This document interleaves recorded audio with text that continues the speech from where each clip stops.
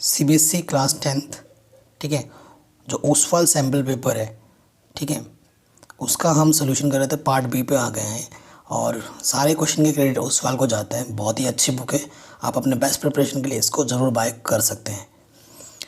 Question हमसे क्या बोल रहे हैं, पार्ट बी में हम आ चुके हैं। क्वेश्चन नंबर 21 से क्वेश्चन नंबर 26 में 6 क्वेश्चन है जो कि ईच क्वेश्चन 2 मार्क्स के कैरी करते हैं। कह रहे हैं if alpha and beta are zeros of the polynomial, इस पोलिनोमियल के 2 जीरोज़ हैं सच दैट कि अल्फ़ा माइनस बीटा अगर 9 हो तो के की वैल्यू क्या होगी। ठीक है, हमें ये बोला है कि अल्फ़ा माइनस बीटा अगर 9 हो तो के की वैल्यू क्या होगी, ये हमें बताना है। ठीक है, ओके।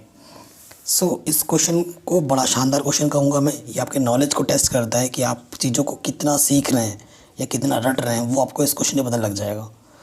क्वेश्चन में देखो, ये हमारे पास पोलिनोमियल है। सो इक्वेशन ये है, तो यहाँ से हियर ए एक्स का कोफिशिएंट 1, बी हमारे पास एक्स का कोफिशिएंट -k1 और सी हमारे पास -k है। ठीक है, हमें गिवन क्या है इस क्वेश्चन में, इस क्वेश्चन में हमें गिवन है अल्फ़ा माइनस बीटा 9 है। अच्छा, सम ऑफ द रूट्स, क्योंकि अल्फ़ा और बीटा को रूट्स बोला गया है क्वेश्चन में। Sum of the roots alpha plus beta, formula क्या होता है -k b/a। ठीक है, तो अल्फ़ा प्लस बीटा क्या हो जाएगा, बी कितना है मेरे पास -k1 और ए कितना है 1, यानी कि अल्फ़ा प्लस बीटा मेरे को सॉल्व करके 1 मिला। अब इन दोनों को सॉल्व करो, सॉल्विंग फर्स्ट एंड सेकंड, आपको अल्फ़ा और बीटा मिल जाएंगे। फिर एक है अल्फ़ा माइनस बीटा ये 9 और अल्फ़ा प्लस बीटा हमारे पास 1। सॉल्व करते हैं, है ना, सॉल्व करते हैं, देखो हमें क्या मिल पाता है। सो यहाँ से देखो सॉल्व जो करेंगे तो बीटा से बीटा कैंसिल, 2 अल्फ़ा मिल गया हमें 10। सो अल्फ़ा की वैल्यू मिल गई 5, 2 5 है ना। सिंस अल्फ़ा माइनस बीटा 9 है, अल्फ़ा की वैल्यू 5 है, बीटा को उस तरफ ले जाओ। सो 9 इधर के माइनस का हो जाएगा, 5 में से 9 घटाओ -4। ठीक है, तो अल्फ़ा और बीटा की वैल्यू हमें अल्टीमेटली पता चल गई है। नाउ हमें अल्फ़ा बीटा नहीं निकालना है, हमें निकालना है के की वैल्यू। तो देखो क्या होगा, प्रोडक्ट ऑफ द रूट्स,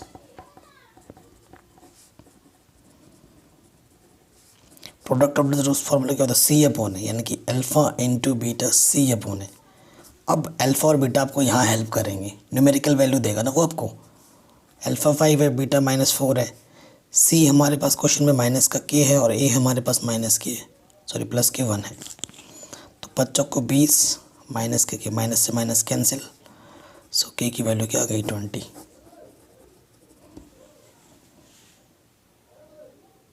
ठीक है, अगर आपको बैकग्राउंड में कुछ सुनाई दे रहा है इग्नोर मारना, उसके लिए हम सॉरी गाइस। ठीक है, चलिए नेक्स्ट क्वेश्चन पे आ जाते हैं। अब इस क्वेश्चन में हमें ऑप्शन में भी दे रखा है एक क्वेश्चन, चलो उसको भी सॉल्व करते हैं। क्या बोल रहा है, for what value of k the system of equation kx + 3y = 1 and 12x + ky = have no solution. ठीक है, नो सोल्यूशन के लिए बात कर रहा है। गिवन इक्वेशन क्या है, kx + 3y = 1 एंड दूसरा क्या है 12x + ky = 2। हियर a1 कितना है k, b1 कितना है 3 और c1 कितना है 1। फिर देखो a2 कितना है 12, b2 कितना है k और c2 कितना है 2। ठीक है, for no solution, no solution के लिए कंडीशन बताना, कंडीशन क्या होती है जरा बताना है। नो सोल्यूशन के लिए कंडीशन होता है a1/a2 b1/b2 is not equal to c1/c2। No solution कब आता है, पैरेलल की कंडीशन में, है ना, क्योंकि इंटरसेक्ट ही नहीं करते तो कहाँ से सोल्यूशन देगा वो। a1 कितना है k, a2 कितना है 12। हमें इन दोनों कंडीशन को ही लेना है। B1 कितना है 3, B2 कितना है K इंटू के स्क्वायर, 12×36। सो K की वैल्यू क्या आ जाएगी +- 6। ठीक है, यह आ जाएगा हमारा आंसर। नेक्स्ट क्वेश्चन हमसे बोल रहे हैं if ABC is a right angle at C, BCA है, CAB है और ABC है, and P be the length of perpendicular from C to AB, then prove that CP equals to AB। ठीक है, इजी प्रॉब्लम है। Question को अगर ढंग से पढ़ा हुआ आपने तो आपको समझ में आएगा। आपके पास एक राइट एंगल ट्रायंगल है, राइट एंगल ट्रायंगल C पर है, राइट एंगल। ठीक है, यहाँ C है, यहाँ A है, यहाँ B है और यहाँ C है। हमें क्वेश्चन में बोला है कि जो AC है वो B है, जो BC है वो A है, और जो AC है AB है जो वो C है। और बोला है C से AB पर परपेंडिकुलर डाला गया है और जिसकी लेंथ हमें बोली गई है कि ये जो लेंथ है वो P है। क्वेश्चन नंबर कितना है ये 22। ठीक है, ये चीज़ हमें बोली गई है। हमें क्या प्रूफ करना है? टू प्रूफ, हमें प्रूफ करना है CP इजकल्स टू AB। ठीक है, ये चीज़ हमें प्रूफ करनी है।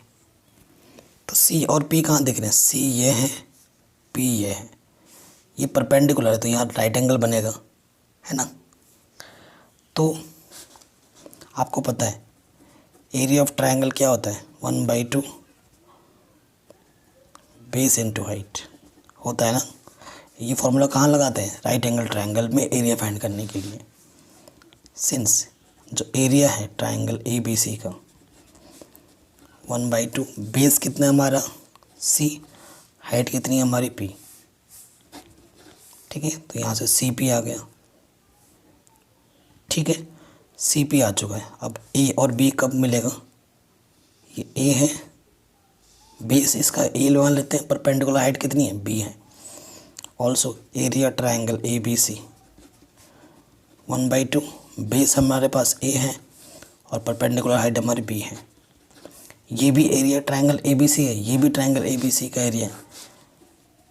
कंपेयर फर्स्ट एंड सेकंड, 1/2 से 1/2 हट जाएगा, CP इजकल्स टू AB। यही तो प्रूफ करना था। ठीक है, दोनों तरफ सेम चीज़ है, जैसे ये कैंसिल आउट हो जाएगा, दिस इक्वल्स टू दिस आ जाएगा। ठीक है, ये क्वेश्चन बन गया। अब आ जाओ क्वेश्चन नंबर 23 में। Can I prove that this equals to this. इसको सॉल्व करके हमें ये लाना है। बड़ा इजी क्वेश्चन है। देखो लेफ्ट हैंड साइड ले लेते हैं 23, taking LHS sec theta -1 sec theta +1, इधर है sec थीटा +1, इधर है sec थीटा -k1। सॉल्व करके हमें लाना है 2 sec theta upon tan theta. ठीक है, ये चीज़ है। अब क्या करना है, इस टाइप के क्वेश्चनों में परिमेयकरण करते हैं। ठीक है, क्या करते हैं? रैशनलाइजेशन करते हैं। ठीक, देखो अब क्या करोगे आप? इधर रैशनलाइजेशन कर दो ऑन रैशनलाइजेशन।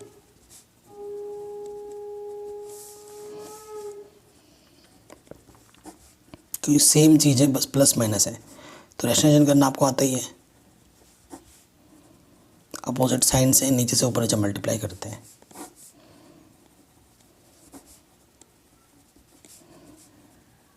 ये माइनस है तो यहाँ प्लस हो जाएगा। यहाँ से देखो sec थीटा -1 का क्या हो जाएगा? होल स्क्वायर, और यहाँ हो जाएगा ए प्लस बी ए माइनस बी, ए स्क्वायर माइनस के बी स्क्वायर। आपको पता है ना फॉर्मूला, ए प्लस बी इंटू ए माइनस बी क्या होता है, ए का स्क्वायर माइनस बी का स्क्वायर। ठीक, यहाँ से भी वही आएगा, सेक थीटा प्लस 1, 2 बार मल्टीप्लाई में स्क्वायर लग जाएगा। यहाँ से भी वही, ए का स्क्वायर माइनस बी का स्क्वायर। ठीक है, अंडरवुड है, ठीक है, अंडरवुड है। नीचे तो देखो सेम है, नीचे सेम चीज़ है इसमें और इसमें, तो यहाँ से क्या जाएगा, सेक स्क्वायर थीटा माइनस 1 का स्क्वायर। और यहाँ से हट गया था तो यहाँ से आ जाएगा sec theta plus 1, sorry minus के 1 स्क्वायर है ना, ऊपर वाले से मैंने स्क्वायर उठा लिया, मैं साथ के साथ ऐड भी कर रहा हूँ एलसीएम लेके। ठीक है, और यहाँ से आ जाएगा sec theta plus 1, minus one कटा, ऊपर क्या आ जाएगा 2 सेक थीटा, और यहाँ पर आ गया सेक स्क्वायर थीटा माइनस के 1 का रूट। ठीक है, तो सेक स्क्वायर थीटा माइनस 1 क्या होता है अंडर रूट में, टेन स्क्वायर थीटा। फॉर्मूला है ये इसका, सेक स्क्वायर थीटा माइनस 1 क्या होता है, टेन स्क्वायर थीटा। स्क्वायर है तो बाहर हो जाएगा। देखो जब भी अंडर रूट होगा ना, अगर इवन पावर जितनी भी उसका आधा कर दो, 2 का आधा कितना होता है 1। और यही चीज़ हमें क्या करनी थी, प्रूफ। ठीक है, यही चीज़ हमें क्या करनी थी, प्रूफ करनी थी। नेक्स्ट क्वेश्चन में आ जाओ। हाँ, क्वेश्चन नंबर 24 कह रहे if the total surface area of a solid hemisphere is 462 centimetre square, find its volume. ठीक है, हमारे पास एक हेमीस्फेयर है। ठीक है, इसका टोटल से मान लेते हैं, इसका जो रेडियस है वो आर है।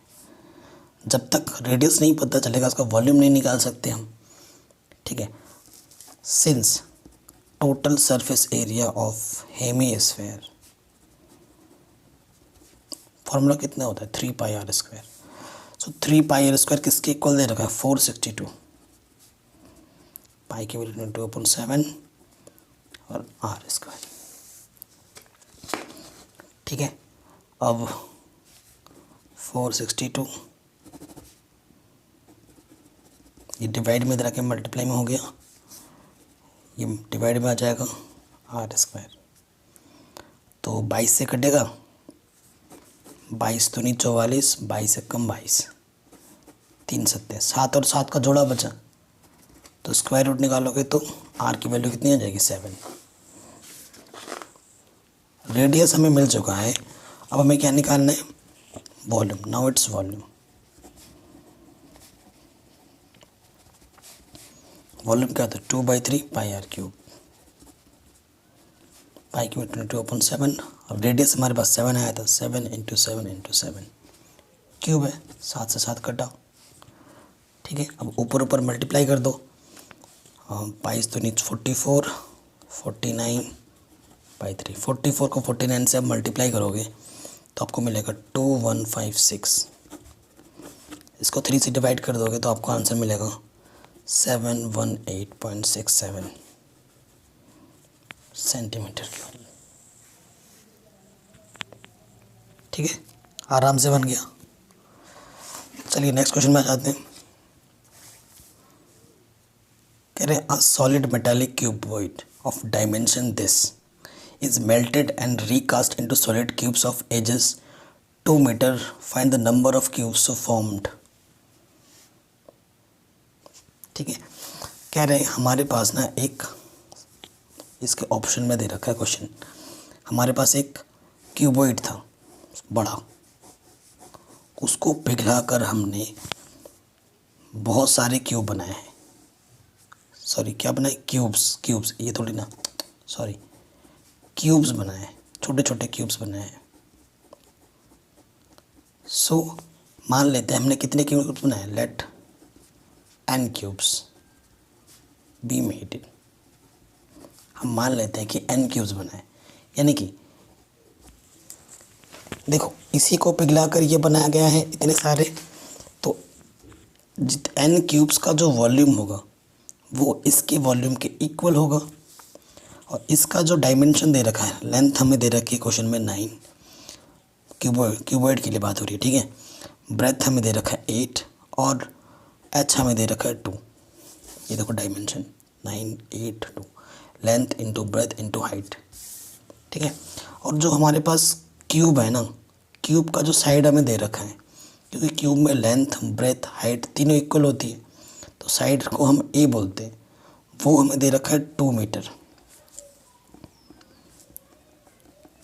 ठीक है। तो सिंस क्या लिखोगे, volume of cuboid is equals to n volume of cube. तो इसका फॉर्मूला क्या होता है, L into b into h, और इसका होता है ए क्यूब। तो L कितना है, 9 इंटू 8 इंटू 2 पुट किया, n फाइंड करना है, ए हमारे पास है 2 का क्यूब, 9 इंटू 8 इंटू 2 और 2 का cube into n, 9 into 8 into 2, 2 का क्यूब होता है 8, 8 से 8 कटा 9 दूनी 18। तो कितने क्यूब बनाया जा सकता है, 18, ठीक है। तो ये क्वेश्चन भी हमारा इजीली बन गया। नेक्स्ट क्वेश्चन पे आ जाते हैं, क्वेश्चन नंबर 25। क्या बोल रहा है, find the arithmetic mean of the following frequency. Arithmetic mean निकालना है तो डायरेक्ट आप शॉर्टकट मेथड यूज़ करो। जब x और f गिवन है, फॉर्मूला क्या होता है मीन का, x बराबर sigma f into x upon sigma f, यही तो होता है। सो टेबल बना लो फटाफट, ठीक। तो यहाँ हमारा x है, यहाँ हमारा f है, तो यहाँ आ जाएगा f इंटू एक्स। ये 3 4 5 7 10, ठीक है। फिर f कितना है, 3 4 8 5 10। सिग्मा f भी चाहिए होगा, तो इन f का जब टोटल करेंगे तो 30 आ रहा है। अब 3 3 ज़ा 9, 4 चौको 16, 5 8 40, 7 5 35। अच्छा 5 8 40 बोलूँगा तो 80 लिख रहा हूँ, बताओ 10 दाई 100। अब इन सब को जोड़ो, कितना आ जाएगा, 200। सो यहाँ रखेंगे वैल्यू 200 अपॉन 30, तो 20/3 यानी कि आ जाएगा सॉल्व करके 3 6 6 6 ऐसे चलता रहेगा, तो ये आ जाएगा 6.67। ये हमारा क्या आ गया, ये हमारा मीन आ गया। इतना इजी था, ठीक है। नेक्स्ट क्वेश्चन पे आ जाते हैं। कहने 5 कार्ड्स, हमारे पास 5 कार्ड है, 10 है, एक 10 है, एक जैक है, एक क्वीन है, एक किंग है और एक एस है। 5 कार्ड है। Of diamonds are well shuffled, किसके हैं ये सारे के सारे, डायमंड्स कैटेगरी के हैं, ऐसे कैटेगरी का है सारे cards. 1 card is picked up randomly from them, मतलब डायमंड कैटेगरी में कितने कार्ड होते हैं, 13 कार्ड होते हैं, ठीक है। डायमंड कैटेगरी में 13 कार्ड होते हैं, लेकिन अभी हमारे पास कितने कार्ड है टोटल। डायमंड कैटेगरी बोल के आपके मन को वो विचलित करना चाहता है। हमारे पास अभी 5 कार्ड है, कैटेगरी में पता है कि डायमंड है, तो हमारे पास टोटल आउटकम कितना है भाई, बताना कितना है टोटल आउटकम, 13 या 5, 5, 13 मत लिख देना, यही 5 है हमारे पास, इसी को शफल्ड किया जा रहा है, ठीक है। तो टोटल आउटकम्स हमारे पास 5 है। क्या बोल रहा है, find the probability that card is queen. Queen की प्रोबेबिलिटी निकालनी, क्वीन कितना है, 1 है, फेवरेबल आउटकम्स 1 है एंड टोटल आउटकम्स 5 है।